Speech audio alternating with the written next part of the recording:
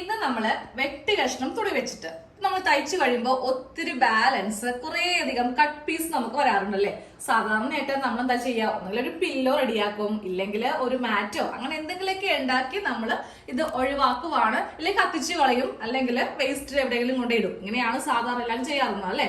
അപ്പോൾ ഇന്ന് ഞാൻ വേസ്റ്റ് ക്ലോത്ത് വെച്ചിട്ട് ഒരു ഉഗ്രൻ ഐഡിയ ആണ് കാണിക്കാൻ പോകുന്നത് കേട്ടോ. അപ്പൊ ഞാൻ കുറെ നാളായിട്ട് തയ്ക്കുന്ന ഒരാളാണ്. അപ്പൊ എന്റെ കയ്യില് ഈ ഒരു ക്ലോത്ത് ഒക്കെ എടുത്ത കാലം മറന്നു കേട്ടോ. പക്ഷെ എന്നാലും ഞാൻ കളയത്തില്ല, എവിടെയെങ്കിലും കൊണ്ടേ സൂക്ഷിച്ച് ഹസ്ബൻഡ് എപ്പോഴും എന്നെ വഴക്ക് പറയും, ഈ ചാക്കൊക്കെ എവിടെയെങ്കിലും കൊണ്ടേ കത്തിച്ച് കളയോ അല്ലെങ്കിൽ എവിടെ കൊണ്ടേ കളയോ. പക്ഷെ ഞാൻ എന്ത് പറഞ്ഞാലും ഞാൻ സമ്മതിക്കില്ല കേട്ടോ, അത് നശിപ്പിച്ച് കളയാൻ വേണ്ടിട്ട്. കാര്യം എനിക്കറിയാം എന്തെങ്കിലും ഇതുപോലത്തെ ഒരു ഐഡിയ നമ്മൾക്ക് ചെയ്യേണ്ടി വരുമെന്ന്.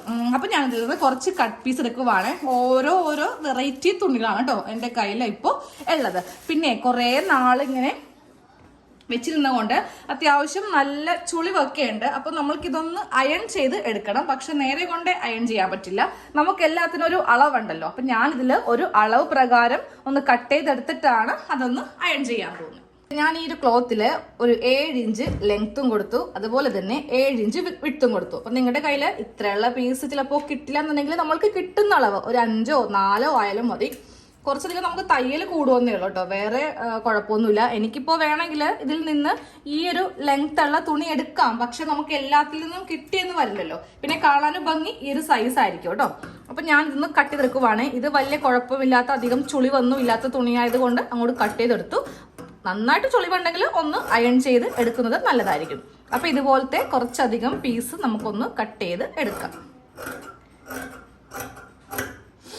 കുറേ അധികം കട്ട് പീസ് ഞാൻ ഈ ഒരു സൈസിൽ തന്നെ കട്ട് ചെയ്ത് എടുത്തിട്ടുണ്ട്. ചിലത് 2 പീസ് ഉണ്ട്, ചിലത് 1 പീസ്, അങ്ങനെ കിട്ടാവുന്നത്ര ഇതാ ഈ ഒരു അളവിൽ ഇങ്ങനെ അങ്ങോട്ട് കട്ട് ചെയ്ത് എടുത്തിട്ടുണ്ട്. പല കളേഴ്സ് ആണ് കേട്ടോ ഉള്ളത്.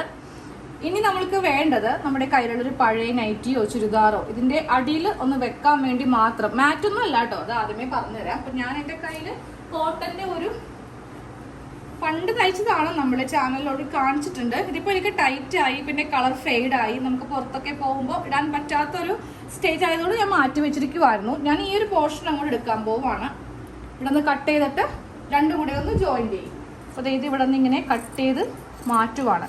വീട്ടിലിടാനോ ആദ്യം വിചാരിച്ചു കേട്ടോ, പക്ഷെ 3/4 സ്ലീവ് ആയതുകൊണ്ടേ എനിക്ക് 3/4 സ്ലീവ് വീട്ടിലിടുന്ന ഇഷ്ടമല്ല. കൈ ഭയങ്കര ടൈറ്റ് ആയിട്ടിരിക്കും. അപ്പൊ അതുകൊണ്ട് ചുമ്മാ ഇങ്ങനെ വെച്ചിരിക്കുമായിരുന്നു.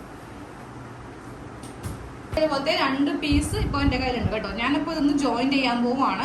സൈഡിൽ നമ്മളൊന്ന് ഷേപ്പ് ഒക്കെ ചെയ്യുന്നതുകൊണ്ടേ ആ ഒരു സ്റ്റിച്ച് പറ്റത്തില്ല. അപ്പോൾ ഇത് വെച്ചിട്ട് ഒന്ന് ഇതുപോലെ നീളത്തിൽ 2 പീസ് ഒന്ന് ജോയിന്റ് ചെയ്ത് കൊടുക്കും.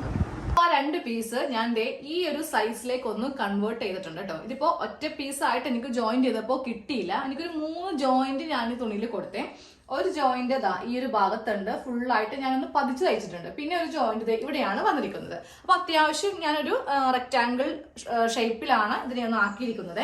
ഇനി ഇതിന്റെ അളവൊന്ന് പറയാം, പക്ഷെ നിങ്ങളുടെ കയ്യിലുള്ള തുണിക്ക് എത്രമാത്രം നീളവും വീതിയും കിട്ടിയോ അത്രയും നമ്മൾക്ക് എടുക്കാം കേട്ടോ. അളവ് ജസ്റ്റ് ഒന്ന് പറഞ്ഞ് പോകുന്നതേ ഉള്ളൂ. അപ്പൊ അത് നമുക്ക് ഇതിന്റെ ലെങ്ത് നോക്കാം. ഇപ്പൊ ഏറ്റവും മുകളിൽ ടേപ്പ് വെച്ചിട്ടുണ്ട്. ഇതിനിപ്പോ ലെങ്ത് നമ്മൾക്കൊരു 55 ഇഞ്ചോളം ലെങ്ത് ഉണ്ട്. വിഡ്ത്ത് 40 ഇഞ്ചോളം ഉണ്ടാകും കേട്ടോ. വിഡ്ത്ത് നമുക്കൊരു 40 ഇഞ്ച് കിട്ടുന്നുണ്ട്. പക്ഷെ ഇതൊക്കെ നിങ്ങൾക്ക് കൂട്ടിയോ കുറച്ചോ എങ്ങനെ വേണമെങ്കിലും എടുക്കാം. ഇനി നമുക്ക് ആ കട്ട് പീസ് എടുക്കാം. എന്റെ കയ്യിൽ ഇപ്പോ ഇത്രയും കട്ട് പീസ്, കുറച്ച് വെറൈറ്റീസ് ഉണ്ട് കേട്ടോ. ചിലത് 2 എണ്ണം ഉണ്ട്, ചിലത് 3 എണ്ണം ഉണ്ട്. അപ്പൊ നമ്മൾക്ക് എങ്ങനെയാണ് ഇതിൽ വരുന്നതെന്ന് വെച്ചിട്ടുണ്ടെങ്കിൽ ഒന്ന് സെറ്റ് ചെയ്ത് കൊടുക്കാം. അപ്പൊ ഇതേപോലത്തെ പല പീസുകളാണ് എൻ്റെ കയ്യിൽ ഉള്ളത്, പല കളേഴ്സിലുള്ളത്. അപ്പൊ നമ്മൾക്കിതൊന്ന് ഇതിന്റെ മീതൊക്കെ ഒന്ന് വെച്ചു കൊടുക്കാം കേട്ടോ. വെച്ച് കൊടുക്കുമ്പോണ്ടല്ലോ മുട്ടിച്ച് തന്നെ അങ്ങോട്ട് ഫുള്ളായിട്ട് അങ്ങോട്ട് വെച്ചേക്കാം. എന്നിട്ട് നമുക്കൊരു പിന്ന് സെക്യൂർ ചെയ്യാം. എന്നിട്ട് വേണം ഇതൊന്ന് തയ്ച്ചെടുക്കാൻ വേണ്ടിയിട്ട്. അപ്പൊ നമ്മുടെ കട്ട് പീസ് എല്ലാം നമ്മൾ ഇതുപോലെ ഇങ്ങനെ സെറ്റ് ചെയ്ത് നല്ല ഭംഗിയായിട്ട് എടുത്തിട്ടുണ്ട് കേട്ടോ. ചില പീസ് മാത്രമേ 2 എണ്ണമായിട്ട് വെക്കേണ്ടി വന്നുള്ളൂ. ഓൾമോസ്റ്റ് എല്ലാം നല്ല വെറൈറ്റി ആണ് വെച്ച് കൊടുത്തിരിക്കുന്നത് കേട്ടോ.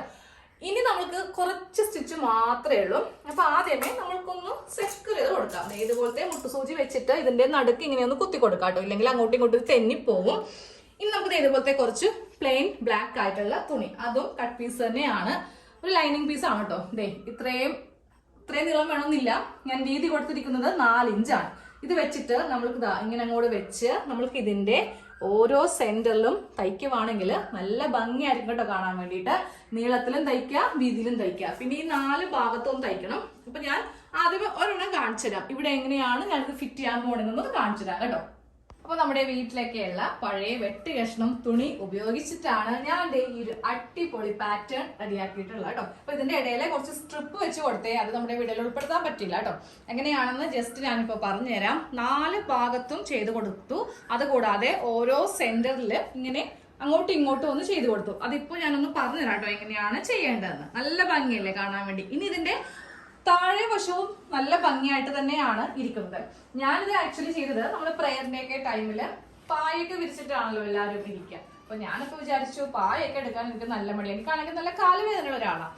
ടൈൽസിന്റെ മീതെ ഒന്നും വിരിക്കാതെ ഇരുന്നിട്ടുണ്ടെങ്കിൽ കാല് നന്നായിട്ട് വേദന എടുക്കും. ഇതാകുമ്പോ നല്ല കട്ടിയുമുണ്ട്, പ്യുവർ കോട്ടനും അല്ലേ. അത് കൂടാതെ കുഞ്ഞിക്കുട്ടികളൊക്കെ ഉണ്ടെങ്കിൽ അവരെ ഇരുത്തി കളിപ്പിക്കാനോ എന്തിനു വേണമെങ്കിലും നമുക്ക് ഉപയോഗിക്കാം. കുറച്ചുകൂടി നീളവും വീതിയും കൂടുതലെടുക്കുവാണെങ്കിൽ നമുക്ക് ബെഡ്ഷീറ്റ് ആയിട്ടും ഉപയോഗിക്കാം കേട്ടോ. അപ്പൊ ഞാൻ ആ കറുത്ത സ്ട്രിപ്പ് വെച്ചിട്ട് എങ്ങനെയാണ് സ്റ്റിച്ച് ചെയ്യേണ്ടതെന്ന് ഒന്ന് ജസ്റ്റ് പറഞ്ഞുതരാം. ഒരു തുണി ഇങ്ങനെ നല്ല നീളത്തിൽ ഇങ്ങനെ എടുത്തു. എന്നിട്ട് ഈ തുണിയുടെ മീതെ വെച്ചിട്ട് ഞാൻ ഇങ്ങനെ വെച്ച് അങ്ങോട്ട് ഒരു 1/4 ഇഞ്ചിൽ ഇങ്ങനെ തയ്ച്ചെടുത്തു. അത് കഴിഞ്ഞിട്ട് ഇതിങ്ങനെ ഓപ്പൺ ചെയ്തെടുത്തിട്ട് വീണ്ടും ഇങ്ങനെ മടക്കി ഈ ഒരു വീതിക്ക് അങ്ങോട്ട് എല്ലാ ഭാഗത്തും തയ്ച്ചെടുത്തു. ഓരോ ഭാഗത്ത് പിന്നൊക്കെ സെക്യൂർ ചെയ്തിട്ടാണ് തയ്ച്ചെടുത്തത് കേട്ടോ. കുറച്ച് സമയം പിടിക്കും. ഏകദേശം ഒരു 1.5 മണിക്കൂർ നമ്മൾക്ക് ഇത് തയ്യലുണ്ട്. അത്ര ഈസി അല്ല.